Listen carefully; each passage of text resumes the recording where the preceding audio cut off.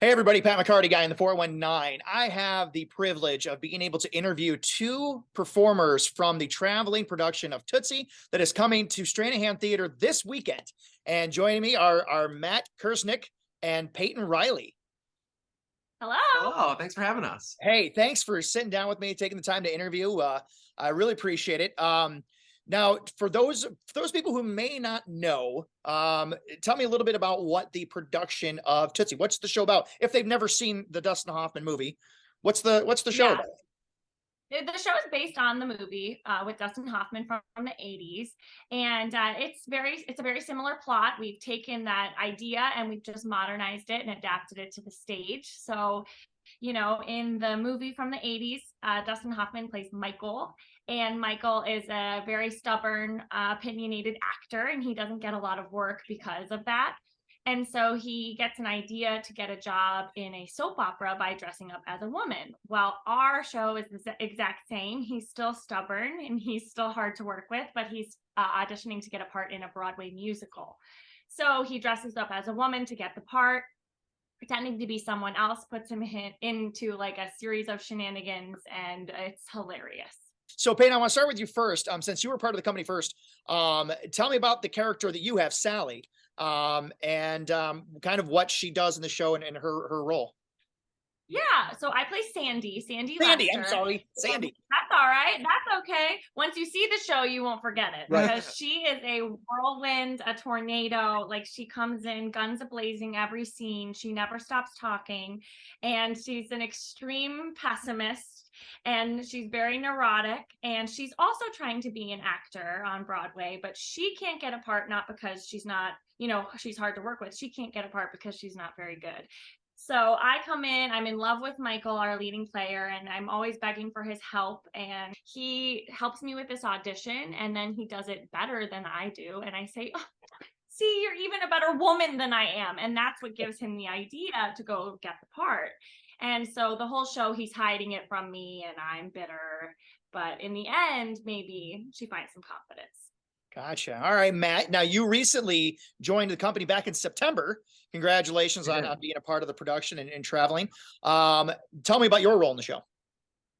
So it's actually fun. So right now I'm playing Jeff Slater, but I'm actually the understudy for Jeff, as well as understudy for 4 other parts of the show. So I know pretty much everyone's part, all the principals. Jeff is great, though. He's the voice of reason. He's the one that, like, Michael brings this idea to, saying that, hey, I got this part. Will you help me? And Jeff's kind of along for the ride, also to be the voice of reason, but also kind of to see this snowball and see where this leads. He's a struggling writer, so he's having difficulty, writing his next play. He's very, hangs out at home, watches TV, plays video games. But throughout the course of the show, a spark forms, which I don't want to give away, but gotcha. Don't give anything away. Now, what makes this so fantastic is not only are the two of you traveling together, traveling together on stage, but you have both recently become engaged. Yes, we are engaged. That is to congratulations. That's and what a wonderful thing to be able to travel around. You were living in New York, correct? You guys were living in New York. We met at you were able to enjoy we met at Western Michigan University, and we went to school together. And then our senior year moved to New York City, and then she got this, and then here I am. And there was a lot of time in between this. And there's a lot that predates. Yeah. There's a lot that predates all of that. Yeah, we've been together for like 8 years. The first thing I guess I want to ask is Payton's personal life with you the same in the show as it is real life?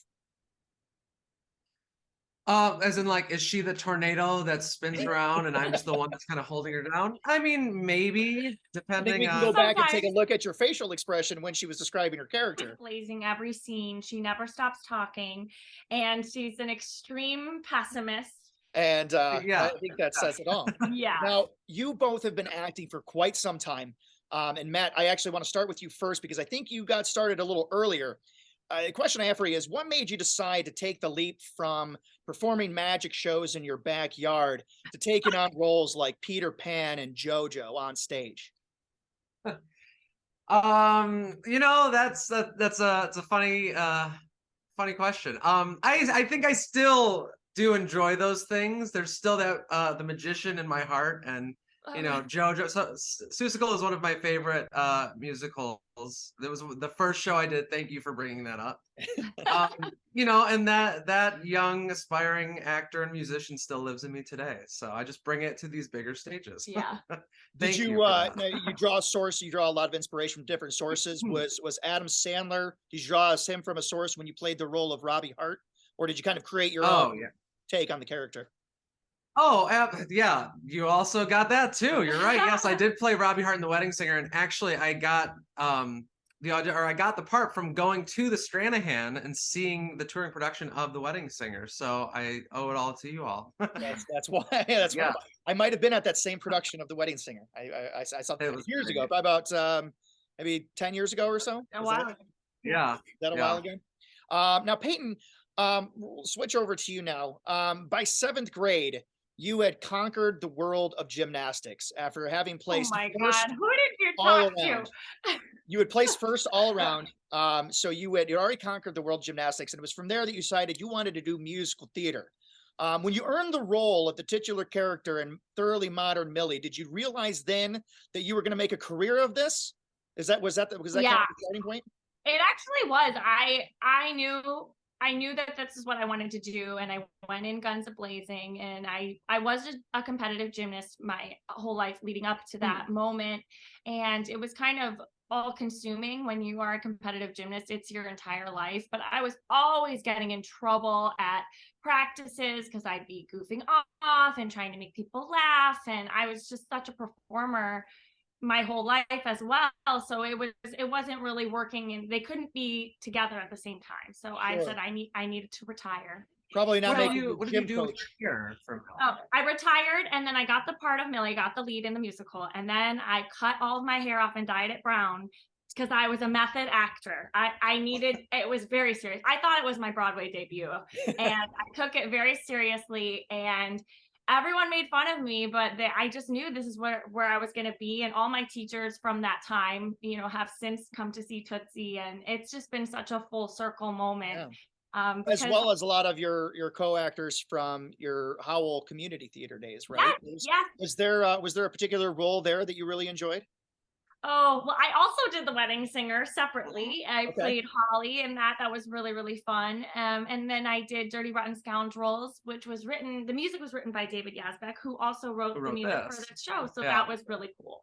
And playing the Jackal in Dirty Rotten Yeah. Scoundrels had to have been a great role for you.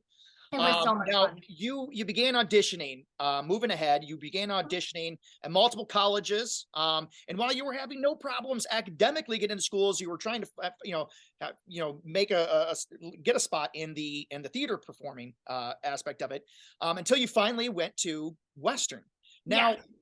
was there anything from your past that helped you to achieve that spot in the theater production company at Western Yeah, Michigan? you sound like my mom, because she takes full credit that gymnastics is the reason I got into Western, because this was the only audition that they asked for special skills, or they asked if anyone could tumble. And I sure as hell did. I did a whole tumbling pass across the stage, and I think it really helped me stand out.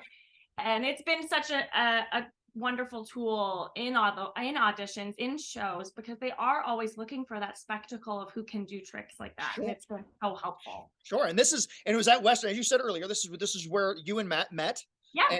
and began dating. And was it your performance in hair that made Matt most attracted to you? Well, yeah, if you know anything about hair, hair has a little bit of nudity in it. And Matt was not in that production, but I do think he came to see the show Did you see him more than probably once? 5 times. Yeah, I was there front row. Tickets. Yeah, he kept buying tickets. We were not dating at the time, though. No, fun fact. We actually, what really locked me in, we were doing our senior year production of Mystery of Edwin Drood. She pops out of this trap door, and the audience always applauded for her every night. Well, one night they didn't, and so she popped out and she surprised everyone. No one clapped, and she yelled at them all. She said, "Clap for me!" In character. In In character. character. She And was Siva. that's when I knew I was in love. Oh, that's fantastic. And the two of you have such a wonderful relationship. You go all out for each other's birthdays. Almost Oh, yeah. almost down to a point of competition. Is there one birthday if you could pick one that you are most proud of that you surprised, because the one waits in the other room while the other one Yeah. decorates and does everything. Yeah. Is there one birthday, you both get to tell me one birthday that you're most proud of that you set up for? Well, the one I'm most proud of that I did for Matt was a Jurassic Park themed birthday. He loves Jurassic Park. And I decked out the house like you've never seen. And there were blow up dinosaurs everywhere. And I made the huge arch. And I made, there was like a Jeep and there was like all these dinosaur eggs everywhere. And then the whole day of his birthday was themed to that, movie. So we went and we did a dinosaur escape room.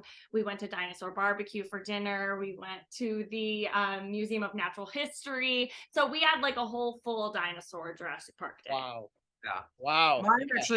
Mine was the original. So that kind of started the snowball, is because she loves Harry Potter more than anything. So I did the full apartment and, brick walls running through the 9 3/4 into turning our TV into the Hogwarts Express by like the smokestack coming up. It was up. Unbelievable. Our kitchen had all the floating lantern or the floating candles and everything. It was all out. Yeah, go check out her Instagram. She's got it all on. I'll have to. Yes, I will have to. I'll yeah. That's incredible. Now, and the two of you also work together to outdo anybody else, particularly in an Easter egg competition. Oh my God, yeah. Well, we're really into anything creative. We're just super creative people, and we're super competitive people, and we should be combining our forces. And no, we're always competing against each other. And we do Easter egg competitions with my family every year, and no one else. It doesn't even matter who else is involved. It's just me and him against each other. We had a fun side note. We went bowling, like a little cast outing bowling, just like 2 weeks ago. And we have there's also a lot of other couples in this tour, which never really happens. So we've got another couple that's married, another one that's dating, and they're all loving and cute and like, oh, I got a strike and a strike. Running into each other's arms. And not us. I was so mad whenever he would do well. We were fighting the whole time.